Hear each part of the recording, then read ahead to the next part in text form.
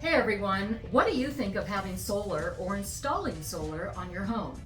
In Prescott and our surrounding cities, it's becoming more and more popular since we basically have sunshine year-round. But is it worth it? Does it save you money? How difficult is it? In this video, we'll try to answer these questions and provide you with some scenarios we've seen just in the past couple months.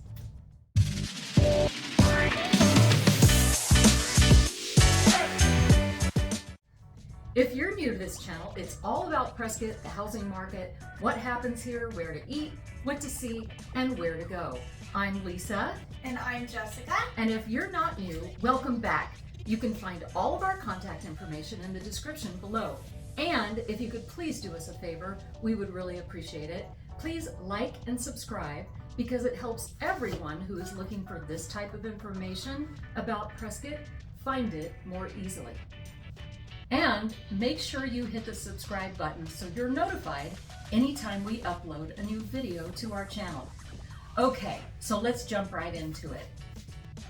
Lisa and I have seen more and more homes being sold in our area with solar panels and solar systems and have first-hand knowledge of many problems that can arise during the home sales process in transferable solar systems. We have seen many home closings delayed due to solar system transfer issues. In most cases, the sellers who had the solar agreement were not fully aware that these issues could come up. Not only that, they didn't do the research ahead of time to ensure that they have a smooth transaction when they sold their home, and they didn't make sure that the solar system wouldn't jeopardize the ability to sell their home for market value in a timely manner. We hope this video helps you in your quest to find a balance between energy efficiency and value for your electricity. So let's answer some questions that we feel is important before investing in solar power for your home or before selling your home that has a solar power system installed. Question number 1. What is a UCC1 and will a UCC1 be put on my home? A UCC Uniform Commercial Code 1 statement is a legal notice filed by creditors to publicly declare their rights to potentially obtain the personal properties of debtors who default on the business loans they obtain. This statement is filed to protect the owner of the fixture, which in this case is the solar company, in the event that you default on your payment or foreclose on your home. This UCC1 needs to be removed by the solar company prior to closing escrow and replaced with the UCC1 that reflects the names of the new owners once the sale has been recorded. This is just one of the ways we've seen a delay in the close of escrow, as we find that solar companies are behind in their paperwork and take several weeks to release the UCC1. This is outside of your real estate agents and escrow officers' control. The buyer and the seller must work diligently with the solar company to provide and sign documents in a timely manner, and this may mean several emails and phone calls just to get them to respond. We have also seen when there was no solar on the home and there was an old UCC1 still associated with the property. If you have solar removed from your home, it is up to you to ensure that the solar company also removes the UCC1 once they have retrieved their system. Again, take note that this could take several months for the company to retrieve the system. So if you want to remove your solar panels and the system prior to a sale, you will need to plan several months ahead of when you want to list your home for sale. Question number 2. What effects does solar have on the value of my home? Wow, this one is a loaded question, and a lot of solar salespeople will try to gloss over it by telling you that the solar panels will add value to your home. This is not always the case, as value, just like beauty, is in the eyes of the beholder, and there are many buyers who do not see the value. The truth is, owned solar is always preferable, but in a buyer's eyes does not always add value to your home. With a lease or loan system, the buyer has to qualify with the solar company and to be able to pay the monthly installments. So if a buyer is getting a home loan and has to qualify for a solar loan as well, we've seen this solar lease or loan payment kick the buyer right out of qualifying to buy the home. The buyer sees the UCC1 and the commitment to pay yet another bill as a detriment to your home, and something that if they make an offer on your home may need to be made up for in negotiations. Question number 3, is the lease or solar loan transferable to a new owner? We can't stress how important it is to make sure that there is language in your solar agreement that states the agreement is transferable.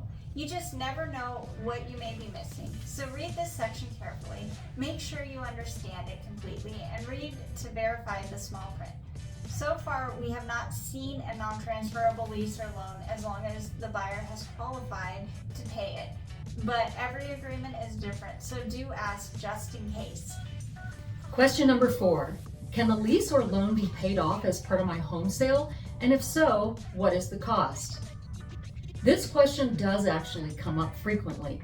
Some of these leases and loans do not allow for the lease or loan to be paid off in advance. Personally, we would never agree to that term. This is a key negotiating chip that you would be giving away for no reason. You just don't know the circumstances of selling your home in the future. Will it be a buyer's market? Will it be a seller's market? Will you be selling to someone with cash that would prefer not to have any kind of a monthly payment? Maybe you're selling to a family member who wouldn't qualify for both the solar loan or lease payment and the home loan. There are many cases in negotiating that paying off the solar actually does make sense for the buyer and seller. And this one thing could make the difference in the ability to sell your home in the future. And remember, the terms you are agreeing to, you are also asking the future buyer to agree to as well. Question number 5. How long does it take for the UCC1 to be removed if you're selling your home, and how long does it take to be transferred to the new owner? Well, the solar company most likely will not give you a straight answer, but this is important as time is of the essence in a purchase contract, and you want to be able to perform your duties in a timely manner as stated in the contract. You may have to forego a quick closing in order to accommodate the transfer. This could interfere with your ability to qualify for and purchase your next home, or the buyers may not want to wait for the transfer if they need a quick closing. Question number 6. What is the buyer required to do when they are purchasing a home with solar?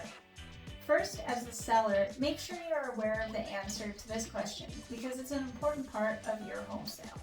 What credit score will be required, and will this affect a buyer's ability to get a loan for the solar? These are good questions as a tag along to the first question, and you may have to pester the solar company to get answers, but keep trying as it's important that you be prepared. You really want to know what the buyer is required to do because it will affect who you can sell your home to in the future. Question number 7. Will the agreement I sign with the solar company be the same for the buyer who purchases my home? Not necessarily. I recently had the solar company change the terms in the agreement between a seller and a buyer, and the seller had no idea this was something the solar company could or would do. Make sure that this is abundantly clear in writing before you sign. This change in terms could definitely cost you a buyer for your home. Or you may need to negotiate the sale price of the home to make up for the change in terms. In this particular situation, the cost for a change of terms was $2,500. Question number 8. If I have a roof leak, how much will I be charged to remove and replace the solar panels so my roof can be replaced? And how long will it take to replace the panels, and will I be charged my monthly payment during this time? This is another issue we've seen during escrow. Maybe there's a roof leak, or the roof needs to be replaced, and the replacement or repair has been negotiated in the contract. I've recently seen this happen in our area, and it's taking several months for replacement or repair, and then several months for the solar panels to be reinstalled. This can be a huge issue if water is causing damage inside your home, and you are required to fix the damage and the cause of the damage, which would be the roof.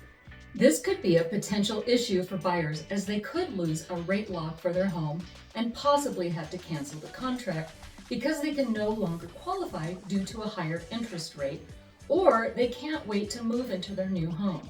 Another concern is the cost of removal. I recently had a client who did the math and found that the rate that was quoted for the savings would actually take 3.5 years to make up the cost for removal. This should definitely be factored into the decision, as saving money is a big part of why people are choosing solar in the first place. Also understand that on top of these questions and concerns, the buyers have the right to do their own due diligence and inspections on the solar, just as they do for the rest of your home. You will be required to disclose your agreement and any relevant information to the buyers in a timely manner. And if that buyer finds that the terms are not agreeable, they do have the right to cancel the agreement within the inspection period or 5 days after the information is disclosed. Let's hit on cost of solar for just a minute. Costs are different depending on where you are in the country and what you decide to connect to solar. Will it be everything in your home or just your water heater?